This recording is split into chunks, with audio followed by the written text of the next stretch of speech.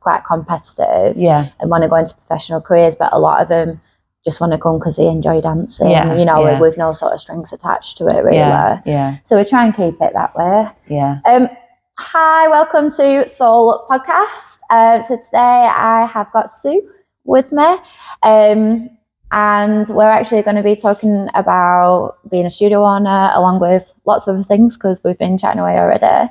Yeah. So first of all, I just wanted to start with just tell us a little bit about yourself and your background. Okay, well, thank you for asking me, Raz, to come on this. Now, I might just go off on a tangent. It's all good. Because I don't know really where you want me to start. Well, I obviously started dance when I was 3 years old. My mum took me at that time. I think it was only ballet that was available. And then I did modern, and then I started tap, and then it just progressed from there. Then I ended up going to dance college and did my diploma for 3 years. And then I was lucky enough for when I finished college, I went straight into professional dancing. And I did that for 10 years, where I met my now husband, who I've known for 20 years. So I did lots of different performances, traveled the world, did cruise ships, did theatres, did lots of different performances, like I say. And then when I came back, I was lucky enough to be offered to take over a dance school. Yeah, tell us a little bit more about like that actual story and process, because it's... So I worked for this particular dance school owner when I was at college in Preston. So I went to Preston College, and it was when it actually first opened. Oh, wow. It'd only been open 1 year, the actual dance college. So I was going there, and then this dance school, which was called Christine Clarkson's Dance Studio, and they were looking for a Saturday teacher, like a helper. So I got the job in that, and then worked for her and had a great relationship. Then we went into business doing after schools. Oh, wow. Okay. And we created a franchise as well. So we sold a few franchises and working in primary schools. And then, unfortunately, Chris became unwell with cancer. So it was about 2 years up and down. She had cancer before, and was fine and got through it and everything. And then it came back again. And then, unfortunately, this time it went through all of her body. And unfortunately, in 2010, she passed away. I was really good friends with all the family. So the husband asked me if I would take over the dance school. And I had known from then how hard dance schools were, even back then, when you have a lot of students, because she had about 300 students at the peak. And bearing in mind, she only taught ballet, tap and modern then. That's amazing. So, there was there was not acro, contempt, none of that was actually out then. So that was probably back in in the year 2000 and things like that. So when it got to 2010 and he asked me, I was like, I really don't want to do it because I don't feel confident taking over a school. And it had dropped down to probably about 40, 50 children. But he kept asking me. And then eventually I found someone that worked for me who bought a franchise of the after school. Sorry, it's going back again. So called Annie. And I spoke to her and I said, look, this is the situation. Would you like to go into business with me? And we're going to take over this dance school.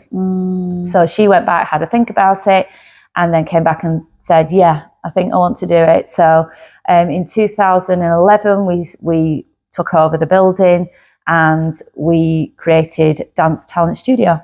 Right. So, so then 13 years later, we're still there.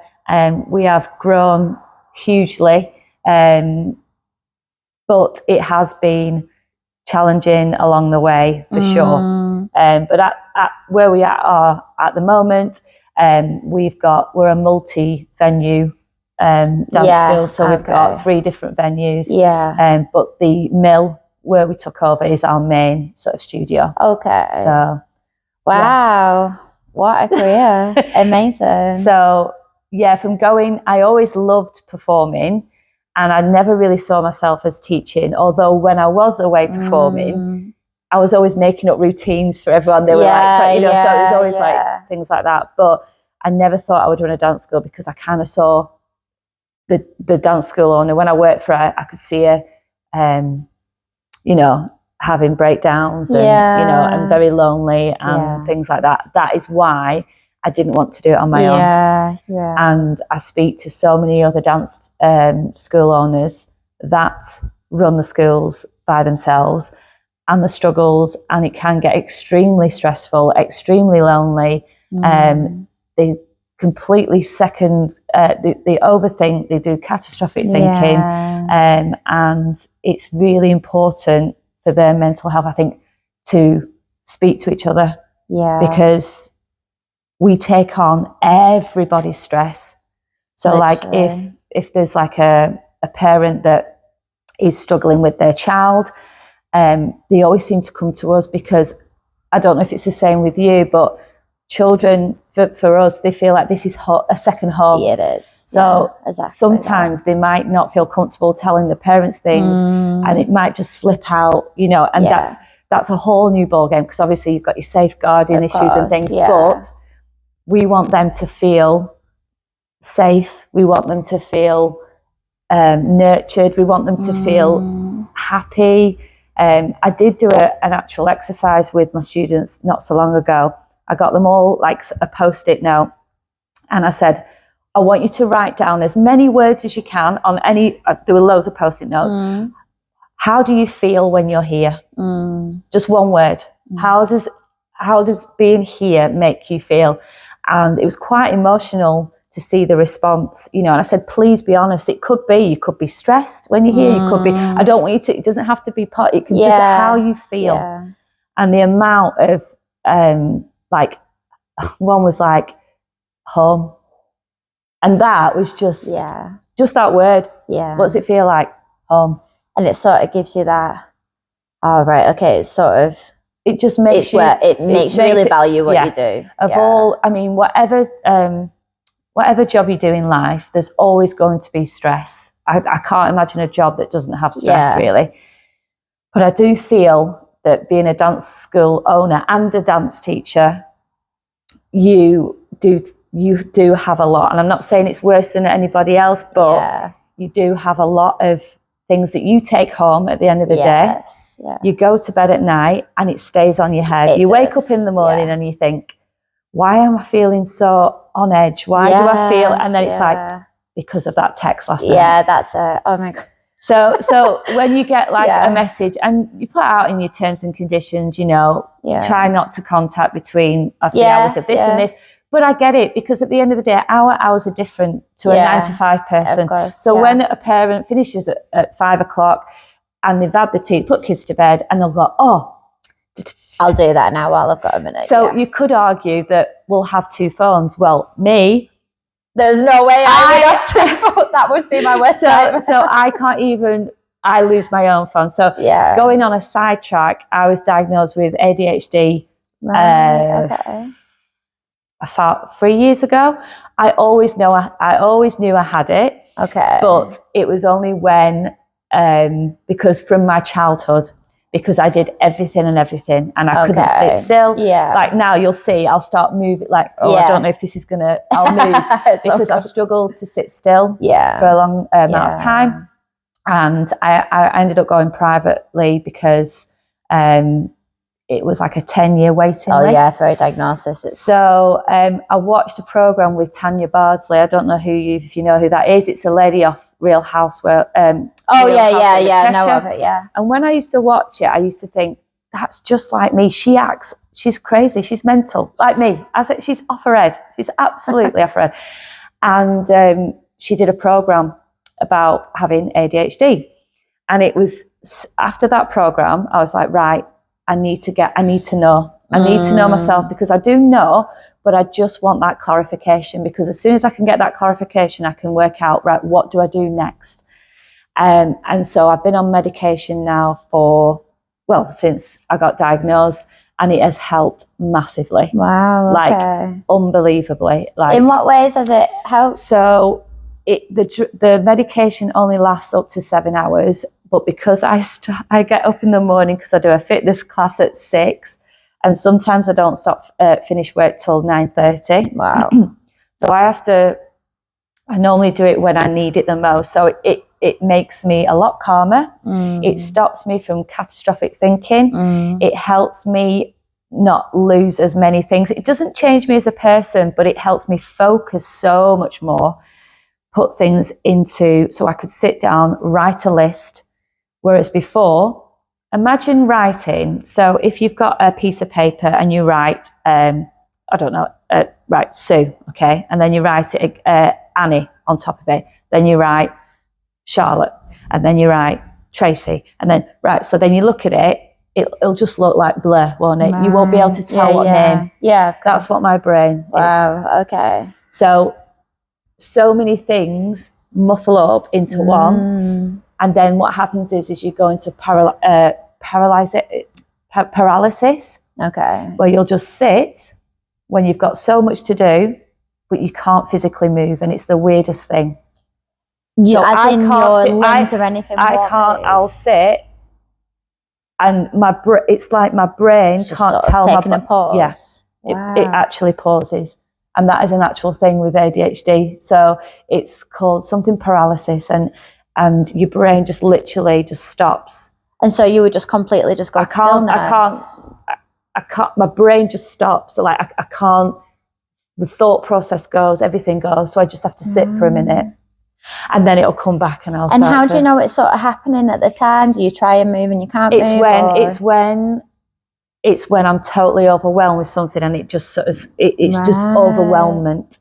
Yeah. So if I'm in a class teaching, and it might happen, I won't sort of where I can't move. I'll just have to stop for a minute and just take a moment. And then I'll go back again. But if I'm at home and I'm sat on the sofa, it's like I can't physically move. Wow, I've never heard of that before. So I'm sure that if people are listening here, and if there is anybody out, they probably would relate to that and say, that happens to me. Where it's not if I could push myself up and get it, it's not that it stops. It's just, it's hard to explain. It's just, everything just goes, like the light switch goes off. Yeah, yeah. So it's almost like the mind's just like exhausted. Yeah. But I don't think of it as, I think of my condition as a superpower, if I'm honest with you, because I'm so creative with it. And I would say actually, it probably works in a really great way with how active you are and how much you need to get done. And I'm really good at masking. Yeah. So going back to when I was a child, ADHD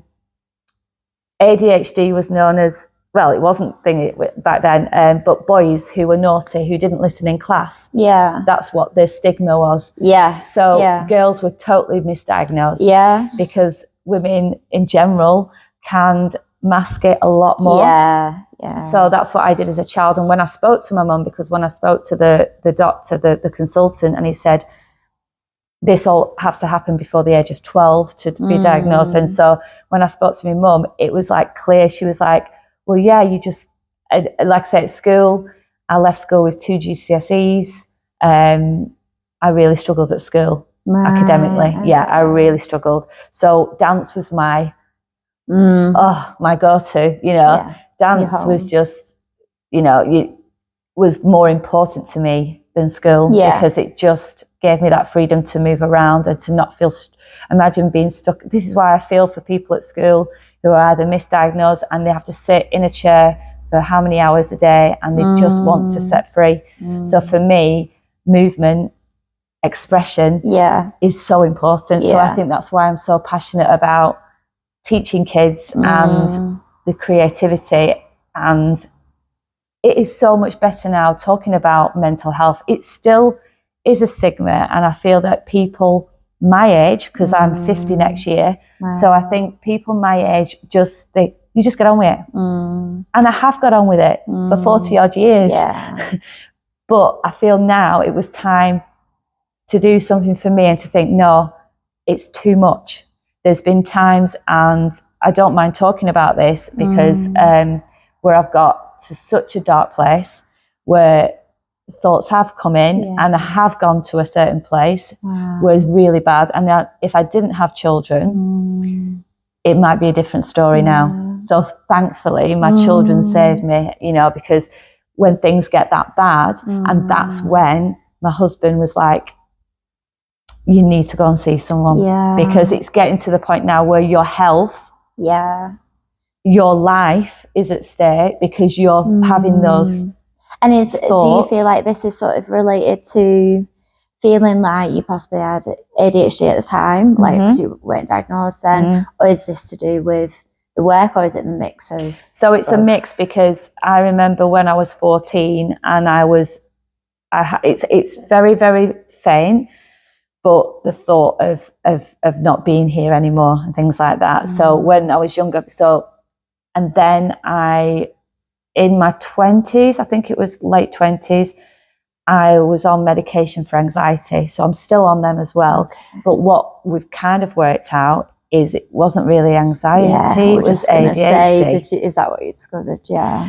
So, and so now you're managing the ADHD. Yes. Have you been able to lower the anxiety with management? Okay. Yes. And also, but the flip side of that is there's such a shortage of medication. So for example, I'll give you a story yesterday, what happened. I managed to get these medication, but it was in Blackburn. I live in Bamber Bridge. Yeah. So I ended up going there. I went to Blackburn. I got the medication. And then I was like, right, okay, I'm going to go home. Where's my car? So bearing in mind, I've not had my medication for 4 days.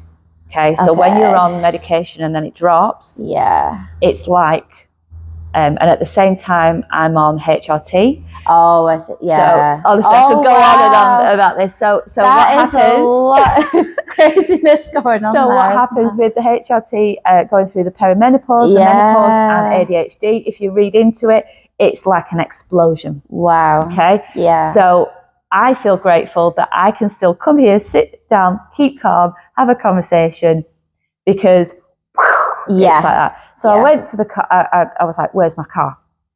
I couldn't find my car. My car was in the car park in the actual thing, but I could not find it. I went to all the floors. I walked around. By this time, I'm starting to feel like I'm going to have a panic attack because I paid for the token. Yeah, and then you couldn't find it. So I found some security people, and they were lovely, and they found my car. They looked on the CCTV where the car came in. It was the opposite side. It was quite a big car park.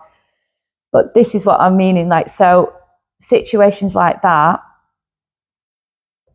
it's where you get to a point of where this is when paralysis comes in and you just stop. And I think I can't do any more because things are just not, I don't know, am I going in that direction, that direction? Just sort of they hit the height. So things like that happen when you get shortage of the medication. But I do feel that it is important for me to stay on this medication. If I tend to come off, if I do come off it, but I just feel for me and the lifestyle that I have at the minute, I do need and I do rely on this medication. I adjudicate, I judge, I've got a dance school, I've got kids, a husband, a home, I've got other businesses. So it's a lot going on and I do need to sort of separate things. And without that, I do struggle. It all goes into one, like I was saying, writing down. I mean, I feel like that just generally running a business, because, that's been a couple of times where I've been like, I feel like I do have ADHD traits in terms of like, exactly like you said, you're writing stuff, you're on the go as soon as you wake up. Like I've woke up 2 hours earlier than what I needed to this morning because I couldn't switch off. Well, when you were talking to me before, I thought you sound very similar. Really? And I know and I know a lot of people will go and say it's just an easy, everyone's got it. When I told my family, it was like, everyone's got, what do you mean? Everyone's got that. It was like my sister said to me, I don't understand, what do you mean? And I was trying to explain. I was like, okay, so I lose things. She went, well, I lose things all the time. Okay. I went, right. So imagine if you go to the toilet, right, during the day, you probably go, 3-4 times a day? I don't know, right? Yeah. Imagine going 30 times a day. Yeah. That's excessive. Yeah. So that's how my brain is. Yeah. It's excessive. So if you lose your keys twice a day, I'll lose them 40 times a day. Right. You know, like it would be excessive. So I have to say I don't lose things, so I'm quite like, if anything, I feel like with the studio, I've had to be so organised that it's almost like, if anything, it feels more OCD, that I need things in a particular way. I mean, the going to the toilet, I mean, I definitely go like a frequent amount, but I just thought that was age at the moment, but you know, you never know. Yeah, so it's just more going on a bit more excessive and a bit more extra than the normal, if you will. So it's not that, and I tend to not, because I do get a lot of people saying like it's just a label, and for me it was just clarification. And now I'm still me. You know, there's an adult dancer that I was teaching last night, and I used to teach her when she was 17. And she said to me, I was talking about this because I told them about losing the car. And I said, but I've always been like this. I said, I've never, and I went, haven't I? And she was going, yeah, you've always just been you, and I'll never change who I am. I'm still as crazy and as batty as ever, but it helps me, the admin side, should I say? Of course. The running side of the studio, which if you were a dance teacher, I'm not going to say just a dance teacher, because a dance teacher is very important as well, but if you were a dance teacher and you go all freelance and you go and teach a class, you go home, you go to bed, you don't do the stuff that has to you don't necessarily have to think about as much once you've left. You do all the prepping for your classes, but and I don't think you go home and you don't have that thought about that parent or that parent, because they're not really getting the emails sent to them, sort of thing. So it's that extra thing. So when I was talking to you about going to bed and having these things on your mind, and then waking up, and it's when you get a message at the end of the night or first thing in the morning, and it just kind of plays on your mind for so long. But yeah, you know, you just sort of, for me personally, I think it's a different journey for everyone. And especially, I'm not trying to say it's harder for me because of my diagnosis, but because I also think it helps me. Because I will say things that other people might not. So it's not that I've got no filter, because I do feel I have a filter, but I'll kind of can communicate quite well with parents and get on to sort of, and I'd rather speak to them in person and sort of go, right, let's work this out together. That's definitely something I prefer to do. Is I feel like conversation in person is a lot different. Like emails texts can come across so wrong. That's it, and you never know like how that person's actually meaning to say that if they were to say it in person. Because and so you read it how you read it, and they're going to read your messages how they want to read it. And if I send a text, I would probably say, if I read it back, it does sound kind of quite because it's a matter of fact that things that I put, because we're so busy, I just go, that's it. And it's a matter of time as well, because you know there's only so much time you can put into writing out messages and stuff all the time, because actually what you're being paid to do is the actual craft of it, the work, the dancing, you know, which is the best part of the job as well. You know, so I normally do like voice notes, things like that. So my parents will know that I just voice note a lot.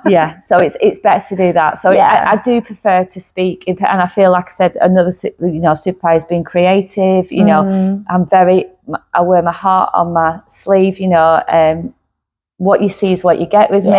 I don't see the point of. I do struggle with loyalty because I'm a very loyal person with people, and I suppose I expect it back in a way.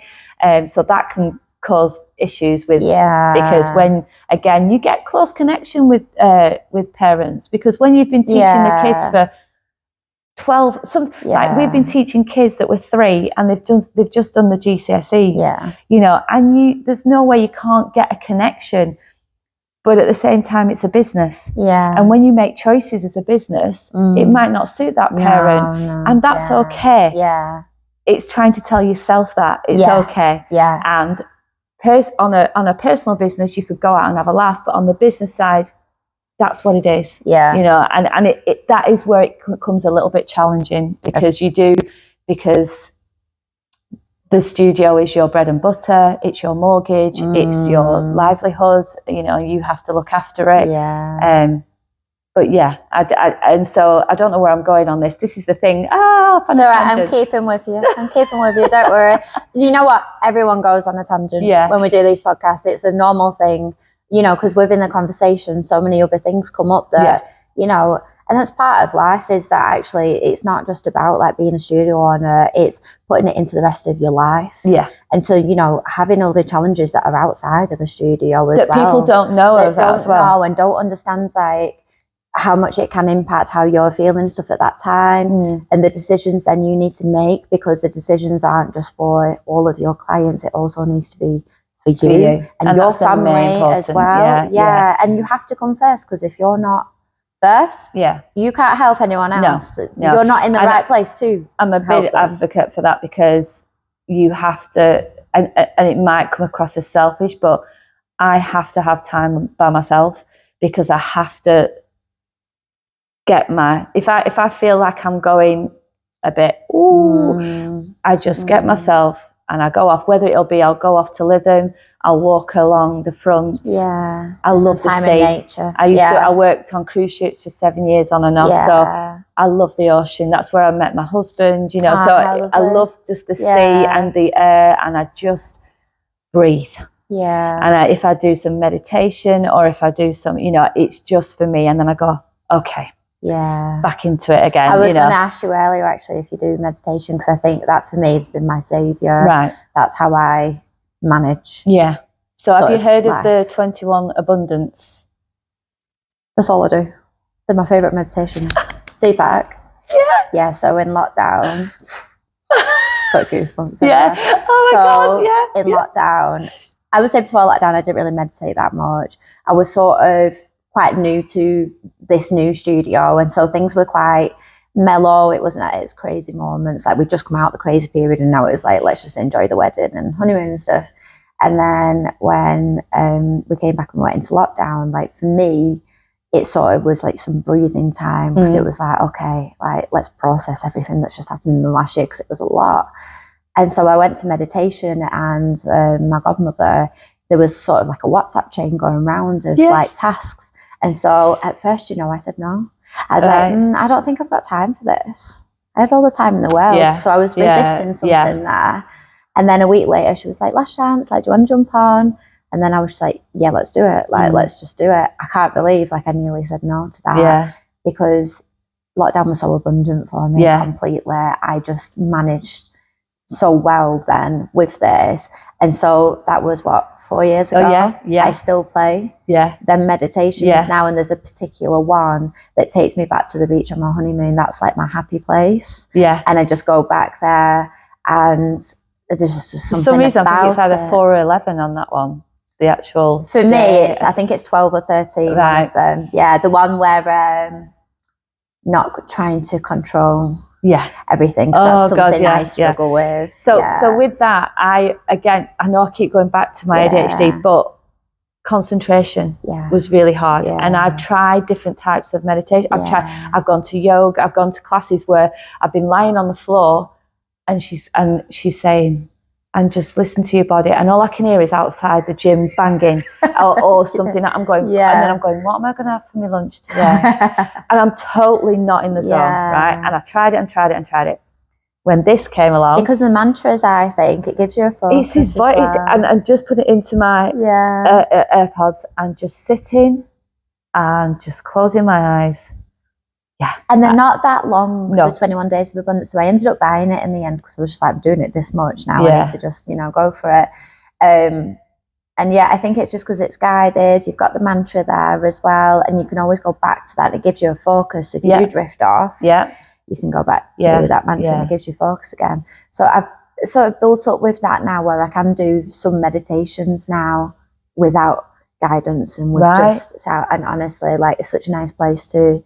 I'd love to be able to get to that point. Do you know what? It's just been consistent with the meditation, because I don't know if you feel like this as well. Stay on it for ages, and then when I get busy, I completely don't put myself first. And you know, so this morning I've made a point of getting up early and gone, okay, you're up early. You're not going to jump into work now, because I got up at 6 o'clock yesterday morning and I didn't stop until 9:30 at night. Right, yeah. And that was the same with me. Wednesdays are chaotic. Yeah. Wednesdays, I sort of like, as they come in, I already am a bit apprehensive of how nuts Wednesdays are.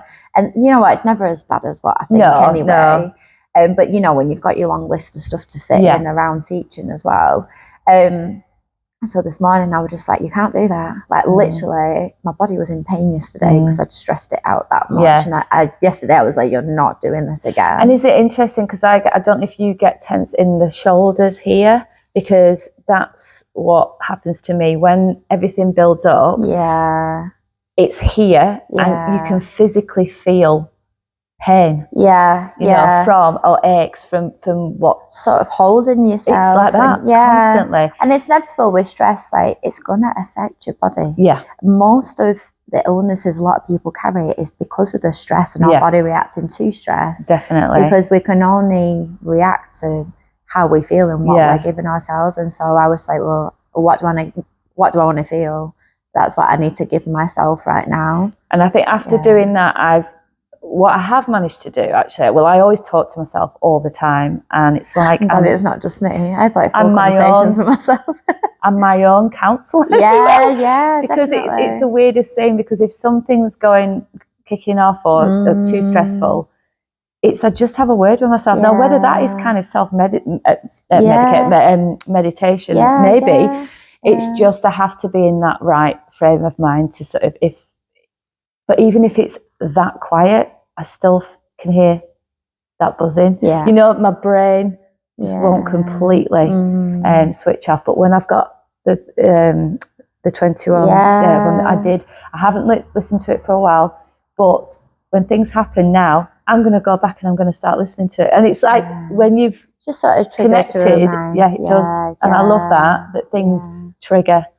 So when I met with somebody yesterday, another dance teacher, just briefly, and I was talking about something, and then she was talking about something, and then when I left, I felt better because we'd spoken, we'd said, "Oh, that's how I feel. That's how I feel." I was like, "We're not alone." That's it. You know, and it's not, and we do. Sorry, excuse me. And the problem really isn't that bad. No, but at the time it is, and I feel as artists and creators, our brain then creates maybe a problem that might not be the problem, if that makes sense. So it's where there might be an issue, and the parent might just be asking a question, but we read that text and we go, you know, and I think sometimes though, and you know, parents won't see it like this because they're also busy, got crazy lifestyles. They're actually messaging us just the same as we message out, you know, in a hurry. Sometimes they've not realised that might be one of 30 messages you got that day. And they just want to know that they're just asking. Or if they don't pay their fees, they just think it might be just them. Definitely. And you don't realise that it's been so many people I actually said that to a parent the other day, and I explained that I had 150 invoices outstanding. And she went, "Wow." Oh my God. And I said, "So when you're saying you'll pay it next," I was like,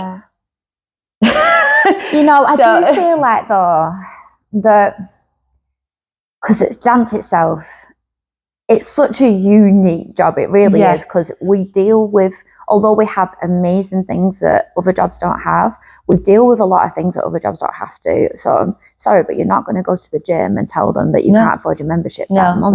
Which I actually said to this parent, and I was like, I said to this parent that you're not going to go to work and not get paid. That's it.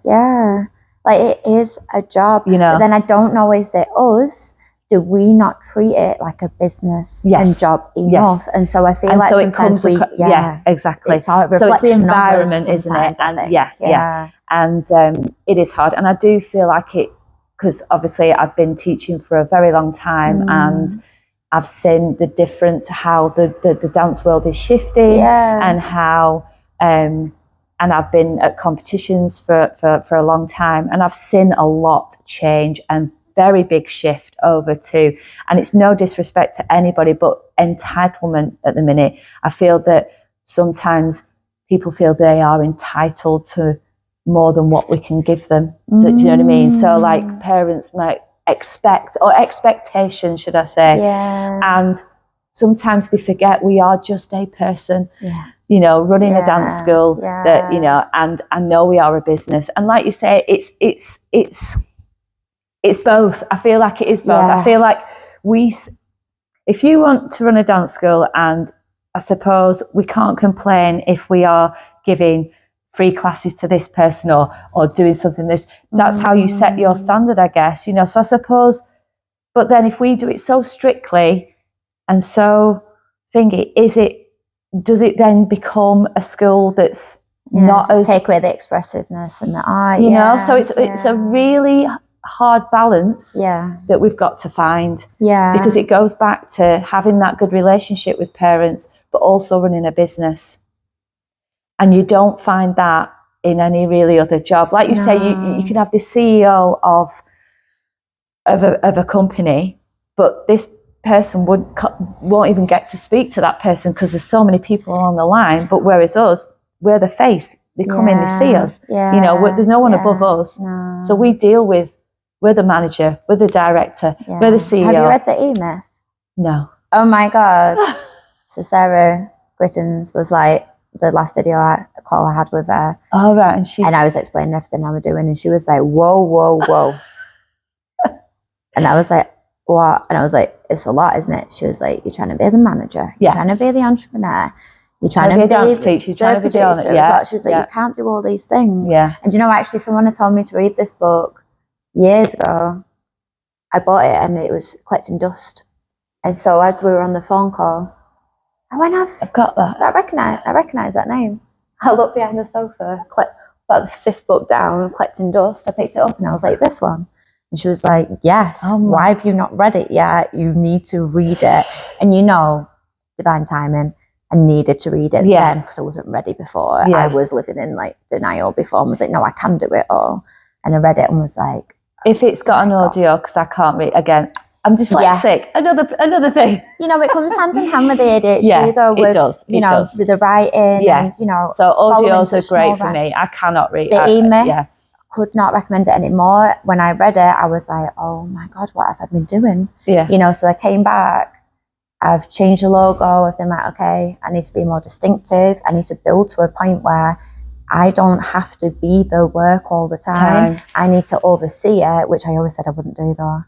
So as a studio owner, I was like, I never just want to be a studio owner. Otherwise, what's the point? I want to teach. That is the part of it I love. And I always said, nope, not doing it. You know, so many people were like, Raz, you know, time's going to come. And I was like, don't care, I'm not doing it. You know, so I just kept going and going. Now I'm realising I can deliver so much more to the studio, to the classes. Give parents the time that they need if I can start to take a step back from what I'm doing right now. It comes back to when we were talking before, and I said to you, didn't I, that I used to have 10 street teams, and I did it all by myself. I did the music, I did the choreography, I did everything creatively by myself. I'm impressed. 2 of them were parent teams, and 8 were like kids teams. So I think it was it a year ago? It was only about a year ago, or 2 years ago, that I decided, and it was so hard, and it still is hard, to step back.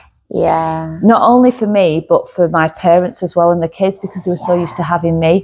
So all I have now is I call the OGs that I've had since, so my older team, and I've got 4 teams that I still run myself, and then the other 4 teams, I've got one of my teachers that does it. And that was a challenge in itself, because she's amazing, but I was always behind her. It was like, are you going to do that?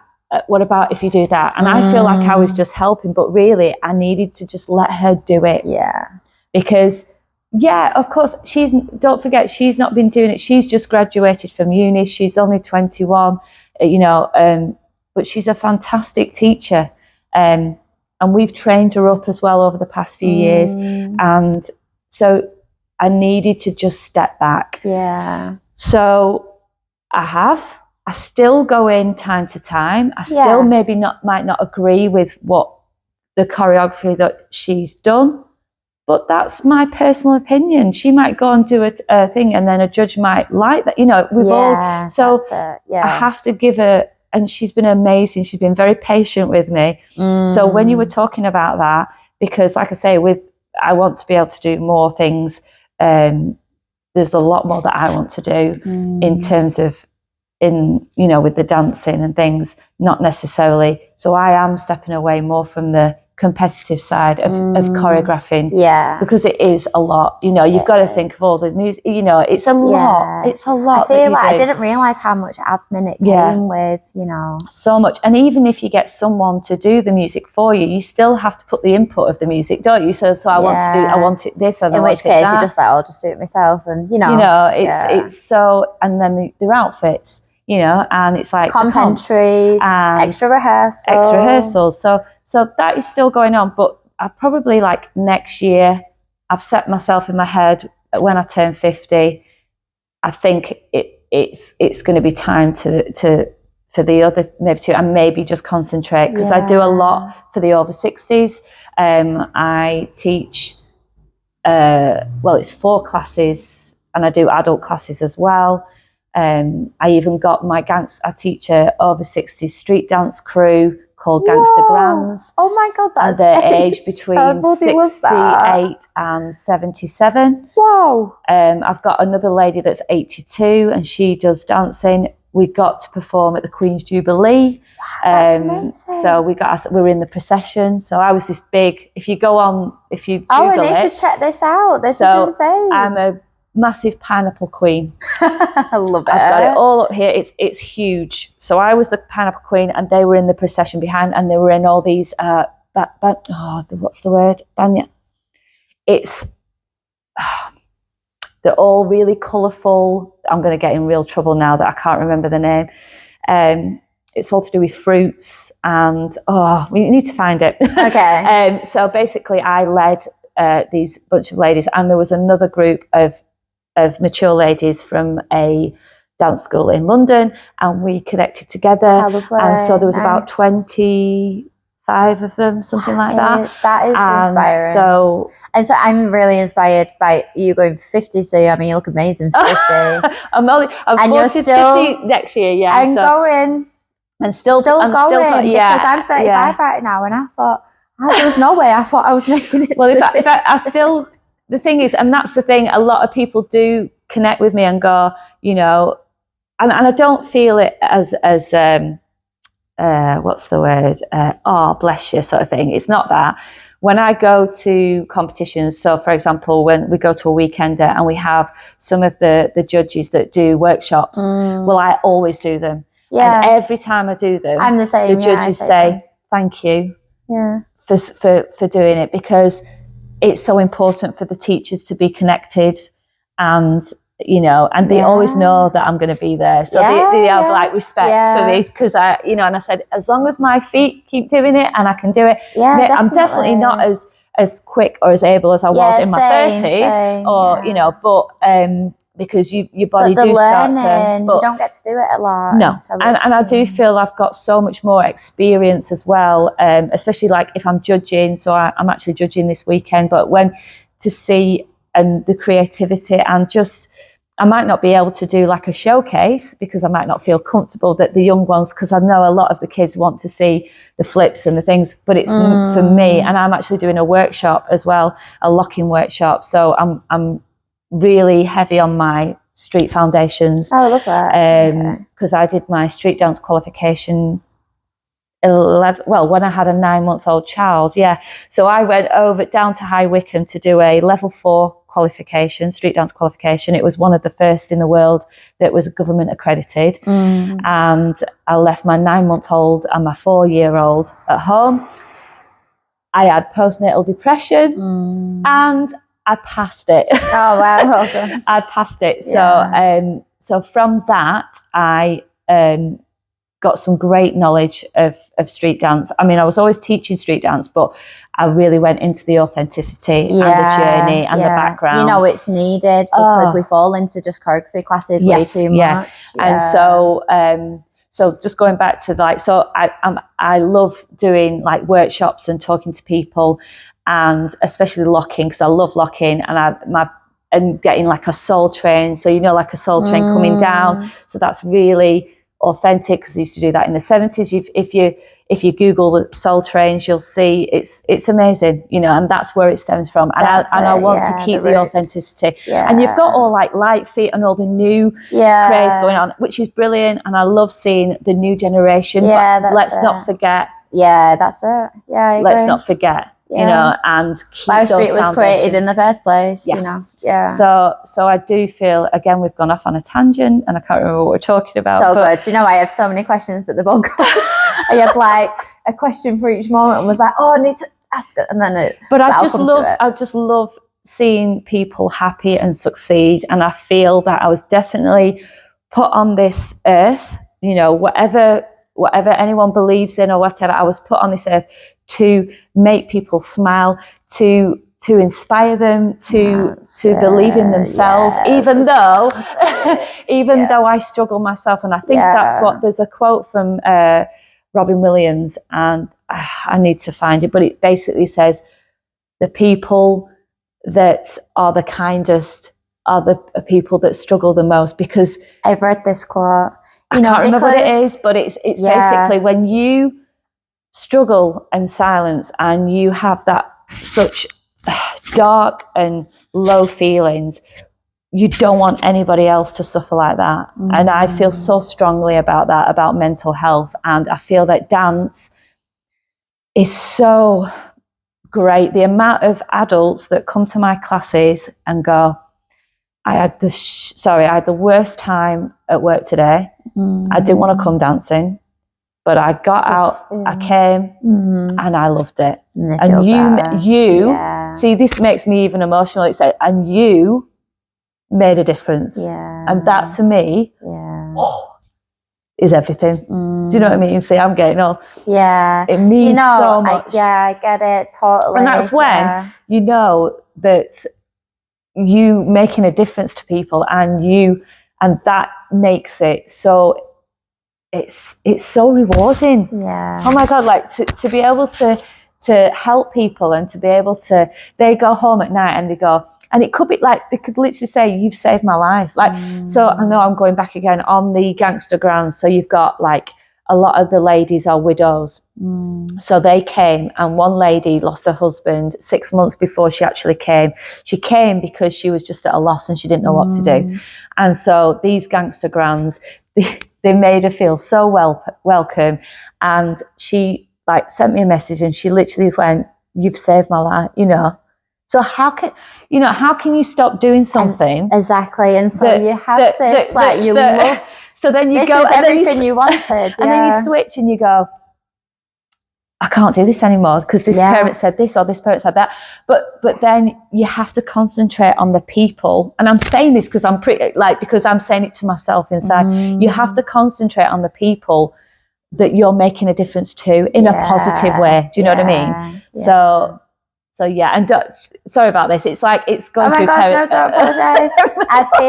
I know exactly how you feel. Like, I had a student a few months ago, and like we were in the middle of like chaos. It was very like busy, and she was saying, you know, and it just sort of came out of nowhere. And she was like, "This is my home. Yeah, like nobody else understands. Like this for me, this is." And do you know, it set me. I can't even say it now. And how does it make you feel? Like when and that for me, I was like, "Thank you so much for saying that," because that's my purpose. And also, you probably needed that as well. And they say it at the time where you're like, "I really needed to hear that.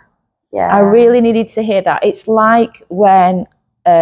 If you've had a trauma in life and something happens and you hear someone say something that just resonates about it will get better, you know, or something that will, or if you laugh for the first time after either a trauma and you're like, I've not laughed. Yeah. When was the last time I laughed? And you and it's like, oh my God, that was the first time I've laughed since that.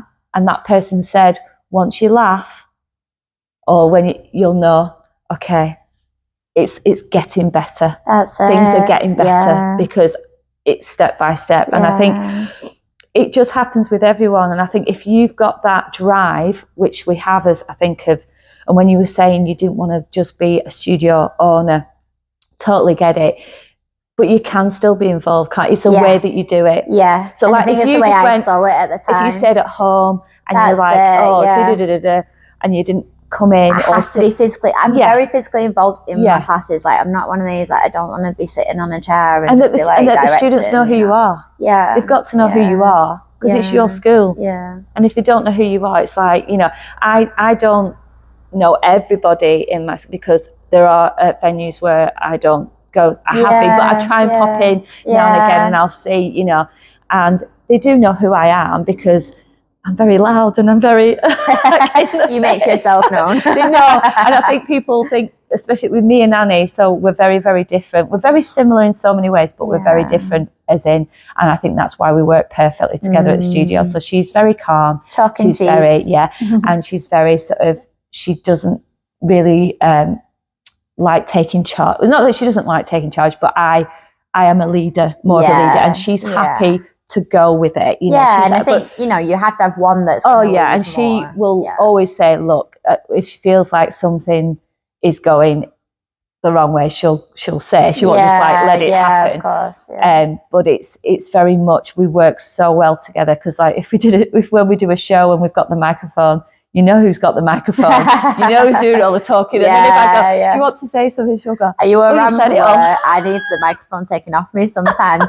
I get a bit too comfortable with it. I can just hear, sometimes I say things and go, I've got to get off the mic now. But no, it works. So I think you have to have that kind of balance, if being a studio owner, but also being involved with the school, because I think it's really important. And also, like with your I don't know how many staff you have also, but also having like regular meetings with the staff and connecting with them and knowing that you're on the same page, because we do regular monthly staff meetings. Oh, do you? Yeah, really I struggle to get hold of my we always do it on a Saturday, because everybody's in on a Saturday. So we tend to do it straight after class on a Saturday. Some have to wait around for a bit, but that works well. And what we've started to do, which I find is really interesting, I don't know if anybody else does this, but we've taken it into, so we've got an acro teacher, we've got a ballet teacher, street teacher, contemporary teacher, musical theatre. So what we do is we take turns and we take the class. So for example, I will teach a street dance class with my staff and they will join in. So it's like, it just builds I like a creative, you know, like so I can teach all the genres, but I don't teach all the genres. So Annie did it last time. She did a ballet class. So I'm classically trained, but I don't teach the ballet. Okay, so I know what I'm talking about with ballet, but I don't physically teach it. So when we were going to the bar, I was like, oh my God, this is hard, because I've not done pliés and I've not done this for ages, but I loved it. You know, and you could feel yourself, your posture, because I'm with street and I'm like, and it's going like this and not sticking your bottom out, and I'm going back to, you know, and it's just, and it felt amazing. And she was explaining the warm-up and why she did this warm-up. She was explaining the moves and why she taught the kids this thing. So I just feel like you sort of learn from each other's teaching techniques. Absolutely. And it's one of my teachers, Joe, I absolutely love it when he comes into class, or if I've ever had the opportunity to take his class as well, because it's just that support network. That's why you employed them, is because you like how they teach. Absolutely, and it just works. And I think it was a great bonding session with the staff as well. I love that. So it's fun, because like when we're doing acro, you know, like doing like roly polies and stuff, and just I didn't do any flips. Realised we really need to spot him with a lot of these moves. I came in once and tried to do a walk over myself after I'd done my level 1 acro. I thought, I know what I'm doing now, and then I slammed down on my back and was like, no, that's it. You can teach it, but physically doing it, you know, what's right and what's wrong. But I didn't go. I tried to do the crab and I was like, nope. So it was, so we found that really important, that the teachers connect with each other as well, and we're on the same wavelength, and our ethos and our, you know, what we're about is really important, and always looking out in class if can you sense something, you know? So we do like little role plays, you know, so like, or questions like, there is a girl, what do you think they should do, you know? And it's not a right or wrong answer. It's just connecting with the teachers so that if we do get a message of a parent and you were not in that class, you know, you kind of know, and you speak to that teacher and they give their point, you know, this is what happened. And so I think it's really important to know like the teachers and what their lesson, you know, and what they're doing in the class and things like that. Yeah. Because let's face it, children, you know, parents, it's like they'll do anything. You'll do anything for your child. So they're putting their child in your hands, you know. Yeah. They're putting their trust in and they you. spend a lot of time at dance school. So of course they're going to want to know. Of course. And so you can see why they want to be involved as much, and you do get messages from them. I mean, of course, because for me, I feel like it's equivalent to sort of babysitting, because you are looking after that child. They're in your care. Like, I do understand that. But I think it's even more than that, you know, like with the child, you sense things, and you can, you know, and I think since I am so glad that I was brought up my childhood without social media, I have to say. I'm sorry, I know we're doing this now. No, I say this as well. I feel so grateful that I could just go out and play. Yeah. You know, and I didn't have to worry about what this was on this or filters or anything like that. So I do, but now I feel like with children, teenagers especially, there is a lot more struggle for them. Yeah. And I feel like, and I was literally just talking to Annie about this before, about us creating like a something so that they can come, and even if they just want to chill, or, you know, and just something that they just feel more relaxed. Not a class, but something that, you know, it's something in our heads that we're thinking of, like well-being, because we've started introducing it here as well, because we found like that, you know, we need that nurturing aspect for this generation. And we've done this, like, and Annie's doing it at the moment, this well-being course, and we've done we're always doing courses. We're always, like you say, a teacher never stops learning, you know. So I, again, going back to doing the workshops, you know, of course I'll do them. I don't understand why people don't do them. You know, it's not an audition. I think it's the pressure you put on yourself, isn't it? You know, I've had studio owners come into workshops we were putting on, and they've gone, this is horrible for me. And why is that? I think because they're feeling like they've got to dance in a particular way to impress their students, because I feel that pressure in my workshops. Like, I'll still always take them, because I always say, look guys, don't treat me as a teacher right now. Your teacher's there, the workshop leader.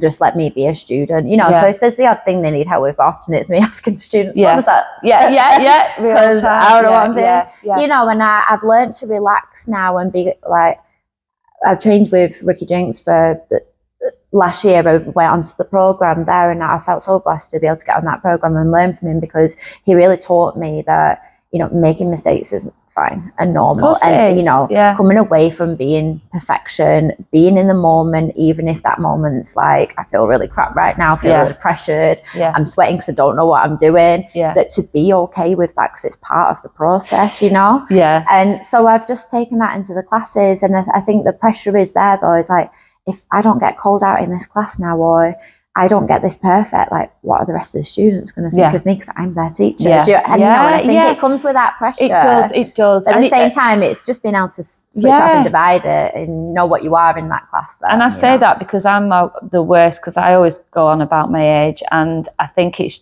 is an age thing, because my brain still feels like I'm in my 20s. I hang out with kids all day, you know, like, it's like all the time I'm with kids, and you can't help it. It's like I'm a young, my nature is young, do you know what I mean? So it's like, going back to where you said about feeling old, you know, I was in a class, I did a light feet course not so long ago, and I was in the class with like 8-year-olds up to 20, right? And I walked in, I was like, and then you might get people looking and like saying, what's she doing in that class?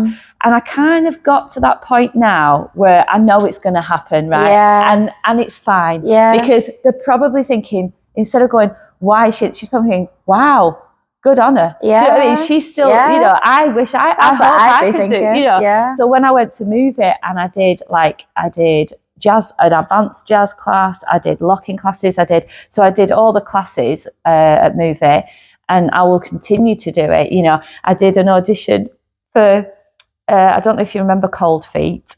It was a program that was on in like the 80s or 90s, but then it came back. Right. And I was actually on that. So I auditioned because they wanted some dancers to look as nurses in this scene. And I couldn't go to the audition. No, sorry, I couldn't. They wanted me to send a show reel. I was like, I'm 42. I don't have a show reel. You know, I've done my work. I'm on my way to Paris with my husband. And she went, oh, just so in the actual airport, what did I do? I did a little routine. I did a kick. I did the splits. I did something. I sent it. She went, right, come to the audition on Monday. So we got back on Monday, went straight to the audition in a room in Manchester. I think it was Studio 25. Went into this audition full of 18, 19. There was no one over the age of 25, I can guarantee you. So did this, and I thought, this is hilarious. I was literally messaging my friend going, I am in the room with these. And I was like, why has she told me to come to this? So anyway, did it, blah, blah, blah, left it, went home, got a phone call. She was like, yes, I would like you to do it, you know.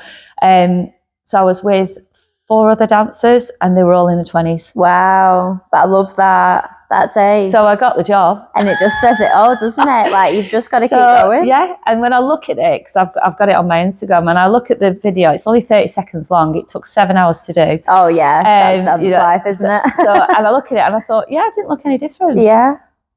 So, you know, it's yes, you will look, you can tell I am not 20 or 30, but when I start to move, just if I'm not going to do like a full-on commercial fast, but if I start to groove, I will groove. Yeah. And I will groove to the best groove. You know, I will do a dance off on groove. You know, it's having that passion and drive. And that's it.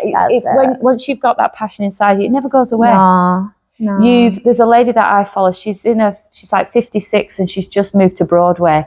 I follow her on Instagram. She's amazing. She is amazing. She's got grey short hair. Oh, wait, I've seen. Is this some of the LA dance? Yes. Yeah, I've seen her. She's incredible. Amazing. I love watching her. I am so rooting for her. She's moved to New York for flat, and her goal is to get into a Broadway. She'd be amazing in Chicago. I feel like she will, because she's got a really huge support and following. So and then it just goes back to my gangster grands, as in, like, there is no age limit on dance. There is absolutely no age limit. Even if you were in a chair and you can't.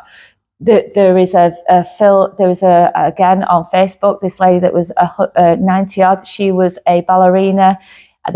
She had dementia. The sounds. She knew. Yeah. And the way she was so gracious with her hand. Yeah. She knew every move. You know. That's why dance is so beautiful. That is the beauty of dance, you know. And I think sometimes we get caught up in sort of the commercial side and social media. I don't think it helps, you know, and all the sort of other new stigmas that have come around dance. But ultimately, the best thing about dance is it's so universal. Everyone can connect, you know. Yeah, there's that saying, it's dance is a universal language. That's it. That is the root of it. That's the beauty and creativity of dance. And I think it's always reminding yourself, like, why you chose dance in the first place. Like, what motivated you to dance? Why do you want to get up and dance? And it's always going back to that, you know. We got contacted by a primary school. There was a young boy that came from Africa, and his mum, he speaks broken English. His mum, I don't think very much. And the teacher was saying that he dances when he leaves his chair. He dances to the toilet. He dances to the thing. She said, please, will you come and see him? Because he needs to do something, but we don't know what. Yeah. So when we went to see him, oh my goodness. And when I say, like, I thought, is this real? You know, are we going to get there? And it's like, he was just incredible. He was shy at first because obviously he doesn't know us, and he was called. I'm not going to say the name, obviously. Yeah. So, but yeah, we said, "Can you just move around?" And he wouldn't at first. Then we got warming to him, and he just went off. And he's classical. Wow. It just gives me goosebumps. Because they were saying in class he can't concentrate. He's been assessed for ADHD, autism. But we showed him Costis, the ballerina, and we showed him a video, and I said, "Look," he went, "Wow," and I said, "How does it make you feel when you dance like this?" And he went, "Happy." Aww. And that was his word. He just went, "Happy." I love that. And so then he started to come to the studio and do some ballet lessons. He just struggles sometimes with the concentration, but his passion is just unbelievable. Yeah. And yeah, so that was just because he struggles so much at school, but it doesn't mean that he's a naughty, but it's just, I think that's what a lot of children get labelled with, is that and I suppose I understand that in some ways of like, is it misbehaviour or is it something that is diagnosed? Yes, and it's there is a fine line between that. And when you said about the labelling earlier, I wanted to ask you about that. Like, did you, although you're saying like you're still like yourself, do you feel like with some people when they are labelled, it just sort of, they then change how they feel about themselves or sort of embrace that diagnosis more, would you say, in any way? Do you know what? I don't know, because I've not had that conversation with someone that has been diagnosed. But what I have had is so many people message me saying that they think they have it. Right, okay. From of what I've put. Yeah. So, and so many, I'm talking in double figures here. Wow. And it's like, and I've had voice notes of people I've had, and it's more that for me personally, there's two sides. So there is a side that I feel reluctant to talk about it because of people's perception of saying, "Oh, it's just a label." Yeah. But on the flip side, I feel it's important to talk about it, because if you are struggling and you feel like there's no way out, there is obviously the medication for me has helped. Yeah. It's not taking it away, but it has helped. And my husband has, because I said, I just feel like I'm still me. Like, has it helped? And my husband's going, trust me, it's helped. And he knows more than anybody.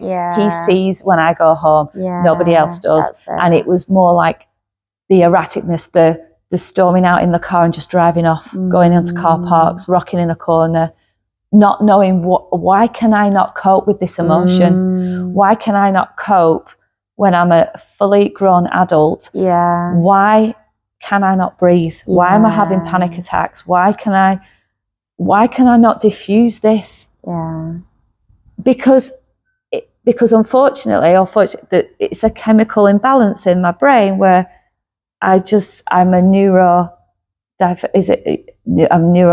not neurotypical. Really big words. So I'm neurodivergent, not neurotypical. Okay. So there's a part in the brain that is just that logic there, but my brain goes and doesn't go down that route. And it goes. Makes sense. So the problem, the solution, neurotypical. The problem.